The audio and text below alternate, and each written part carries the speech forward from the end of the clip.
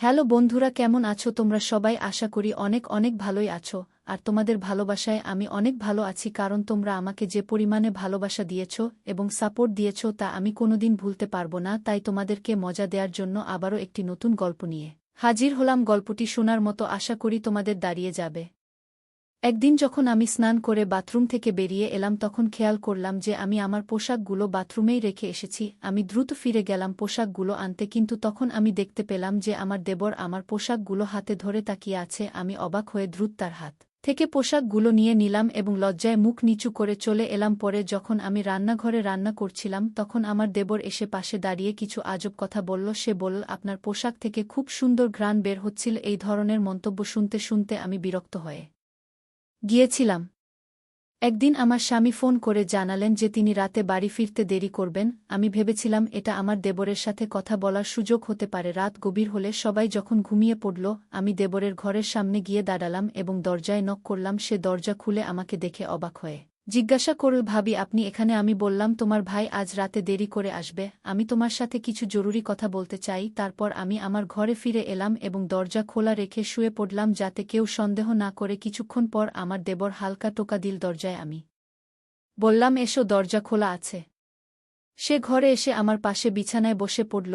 আমি তখন একটি সুন্দর লালা রং-এর নাইট ড্রেস পরেছিলাম। দেবর কিছুক্ষণ নীরব থেকে আমার দিকে তাকিয়ে রইল, তারপর মৃদু হেসে বলল, ভাবি আজ তোমাকে অনেক সুন্দর লাগছে। আমি তেমন কিছু বললাম না, শুধু তাকে দেখছিলাম। তারপর বলল, ভাবি আপনি কি কিছু বলতে চেয়েছিলেন? আমি তার দিকে এক ভালোবাসাময় দৃষ্টিতে তাকালাম এবং উঠে তার কাছে গিয়ে বসে পড়লাম। তার হাত দুটি ধরে বললাম, আজকের গল্পটা অনেক বেশি স্পেশাল, তাই কেউ মিস করো না। দয়া করে গল্পগুলো ভালো লাগলে ভিডিওটি লাইক, শেয়ার এবং চ্যানেলটি সাবস্ক্রাইব করো প্লিজ। আমার নাম প্রিয়া, আমি 2-3 বছর বয়সী। আমি দেখতে অনেক সুন্দর ছিলাম। বিয়ের পর একটু স্বাস্থ্যবান হওয়ায় আমাকে এখন আরও সুন্দর লাগে। আমার বিয়ে হয়েছে মাত্র 2 বছর হলো। আমি আমার স্বামী, শাশুড়ি এবং দেবরের সঙ্গে থাকি। আমার দেবর প্রায় আমারই বয়সী, প্রায় 1-8 বা 1-9 বছর হবে। সে সবসময় আমার আশেপাশে ঘুরঘুর করে এবং কখনো কখনো আমাকে অদ্ভুত দৃষ্টিতে দেখে। আমার মনে হতো সে আমাকে মনে মনে অনেক পছন্দ করে, কিন্তু কখনো মুখে তা বলার সাহস পায়নি। কিন্তু সারাদিন দেবর আমার পিছনে পড়ে থাকে, মনে হতো সে আমাকে কিছু বলতে চায়। একদিন সে আমাকে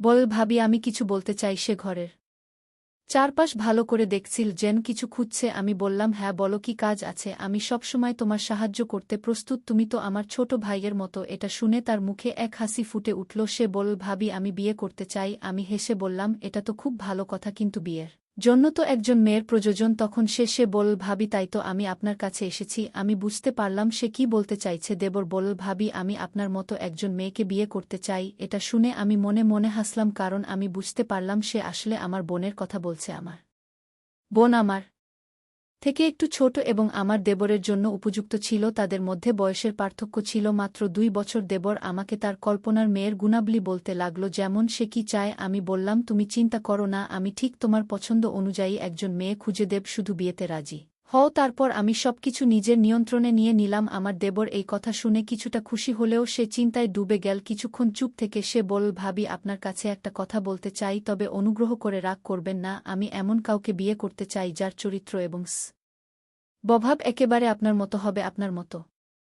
এত সুন্দর হবে। আমি মৃদু হাসি দিয়ে বললাম, আমি জানি তুমি আমার ছোট বোন তানিয়াকে পছন্দ করো। কিন্তু সে মাথা নেড়ে বলল, না ভাবি, আপনি আমার কথার আসল অর্থ বুঝতে পারেননি। এই কথা বলে সে চুপচাপ ঘর থেকে বেরিয়ে গেল। আমি কিছুটা অবাক হয়ে তার দিকে তাকিয়ে রইলাম। আমি ভাবতে লাগলাম হয়তো সে লজ্জায় তানিয়ার নাম বলেনি এবং সেই কারণেই সে কথা না বলে চলে গেল। আমি সিদ্ধান্ত নিলাম যে প্রথমে আমার বাবার সাথে এই বিষয়ে কথা বলবো, তারপর আমার দেবরকে এই খবর জানাবো। পরের দিন আমি দেবরের কাছে গিয়ে জিজ্ঞাসা করলাম, তুমি কি সত্যিই তানিয়া আকে পছন্দ করো? সে লজ্জা পেয়ে বল, ভাবি তানিয়া আর আমি, এটা তো আকাশের চাঁদ ছোঁয়ার মতো ব্যাপার। আমি নিজেকে তার উপযুক্ত মনে করি না। তার এই কথা শুনে আমি বুঝতে পারলাম আসলে সে আমার বোনকে পছন্দ করে, কিন্তু সাহস করে প্রকাশ করতে পারছে না। পরের দিন আমি আমার মায়ের কাছে গিয়ে বিশ্বাসটা জানালাম এবং তার মতামত নিলাম। মা বললেন, মা আমাদের কোনো আপত্তি নেই, তোমার বোন যদি সেখানে সুখী হয় তাহলে আমরাও খুশি। তবে তুমি তোমার দেবরের সাথে ঠিকমত কথা বলে নিও যেন তার কোনো সমস্যা না হয়। আর একই পরিবারে 2 মেয়ে থাকবে,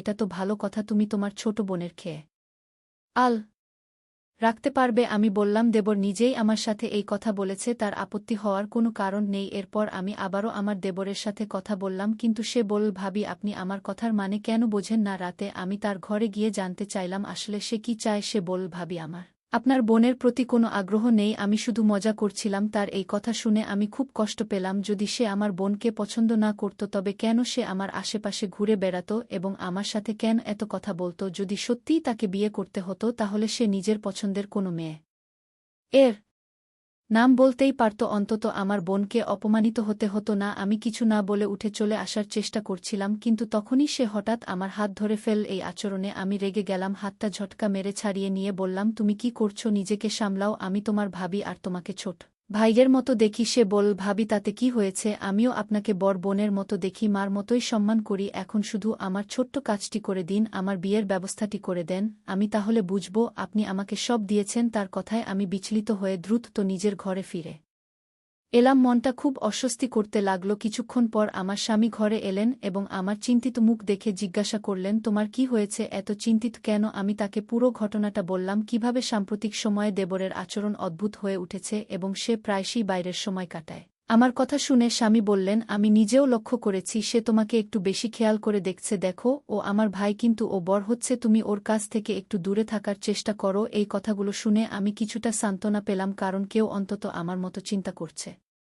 আমার শাশুড়ি অবশ্য তাকে এখনও ছোট বাচ্চা মনে করেন, কিন্তু আমি ভেতর থেকে সবকিছু বুঝতে পারছিলাম। পরের দিন আমার স্বামী বাড়িতে ছিলেন না। আমি তখন নিজের ঘরে ছিলাম স্বামীর অনুপস্থিতিতে। সাধারণত আমি ঘরের বাইরে খুব একটা যাই না। হঠাৎ দরজায় নক হলো। দরজা খুলে দেখি আমার দেবর দাঁড়িয়ে আছে। তার হাতে একটা ট্রে ছিল, তাতে বিস্কুট আর চায়ের কাপ রাখা ছিল। আমি অবাক হয়ে জিজ্ঞেস করলাম, এটা কেন এনেছ? কেউ এসেছে নাকি? সে হাসি দিয়ে বল, না ভাবি, এমন কিছু নয়, ছোট ভাই তার বড় বোনের সাথে বসে চা খেতে চায়। আমি বললাম, চলো ড্রয়িং রুমে গিয়ে বসি, কিন্তু সে বল, না ভাবি, আমি এখানে আপনার সাথেই বসে চা খেতে চাই, একটু কথা বলতে চাই। তার এই কথায় আমি কিছুটা অস্বস্তি বোধ করলাম, কিন্তু ভাবলাম এই নিয়ে নতুন কোনো সমস্যা তৈরি না হোক। সে চুপচাপ আমার পাশে বসে চা খেতে থাকল। তারপর বলল, ভাবি, আপনি চা খাবেন না? আমি তাকে চা খেতে বললাম এবং সে বলল, আমি যাওয়ার আগে আপনি চা খান। তার এই আচরণে আমি বেশ অস্বস্তিতে পড়ে গেলাম। সে জোর করায় আমি চা আর বিস্কিট খেলাম আর আমি তার সাথে কথা বলতে থাকলাম। দেবর আমাকে বলল, ভাবি, আমি যদি আগে ভুলভাবে কিছু বলি তাহলে আমাকে ক্ষমা করবেন। আমি কিছু ব্যক্তিগত সমস্যায় ছিলাম, তাই সেদিন কথাগুলো এমনভাবে বলে ফেলেছিলাম। আজ যা আর কেক এনেছি যাতে আপনি বুঝতে পারেন।